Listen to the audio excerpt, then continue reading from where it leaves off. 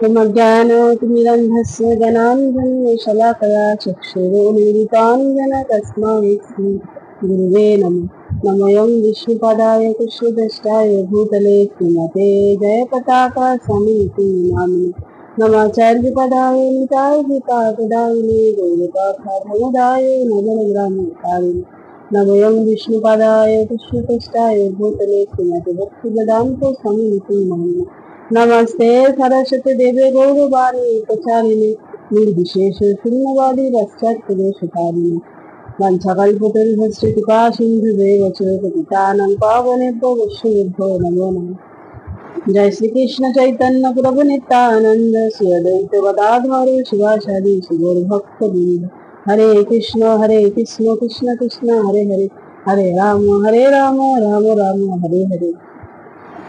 শ্রীমদ্ ভগবদ গীতা যথাযথ তৃতীয় অধ্যায় সাংখ্যযোগ শ্লোক সংখ্যা 64 রাগদেশ বিমুক্তৈস্ত বিষয়ান্দিয়ৈশ্চরণ আত্মবৈষবিধায়াত্মা প্রসাদমধিগচ্ছতি।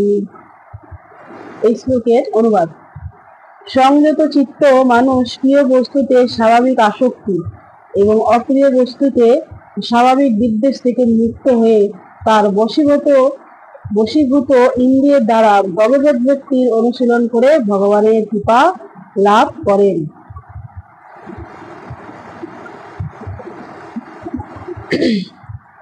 তো এই শ্লোকে বলা হচ্ছে যে যাদের ইন্দ্রিয়গুলোই সংযত আছে, তাই বলছে সংযত চিত্ত মানুষ, যাদের ইন্দ্রিয়গুলো সংযত আছে তারাই ভগবানের কৃপা লাভ করতে পারে।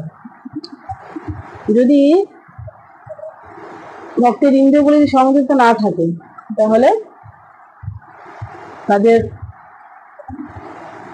চিত্ত যদি চঞ্চল থাকে, মনও চঞ্চল এবং সবকিছু চঞ্চল, তাতে কি হয়, আমাদের মনকে আমরা বশীভূত করতে পারবো না। তাই ভগবান বলছেন যে যারা আমার ভক্ত হবে তাদের সব ইন্দ্রিয়গুলি এবং তাদের চিত্ত সংযত হয়ে থাকে, তবেই তারা আমার কৃপা লাভ করতে পারে। এখানে এটাই বলা হয়েছে শ্লোকে, যে আমাদের যে ইন্দ্রিয়গুলি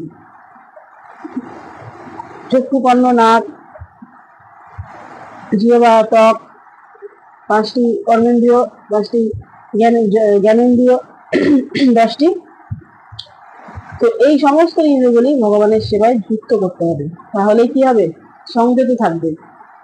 যদি যে কোনো একটি ইন্দ্রিয় আমরা ভগবানের সেবায় যুক্ত না করি তাহলে আমাদের চিত্ত সংযত থাকবে না, তাহলে আমরা ভগবানের কৃপা লাভ করতে পারবো না। তাই শ্লোকেই ব্যাখ্যা করা হয়েছে যে তারা প্রিয় বস্তুতে আসক্তি হবে না এবং অপ্রিয় বস্তুতেও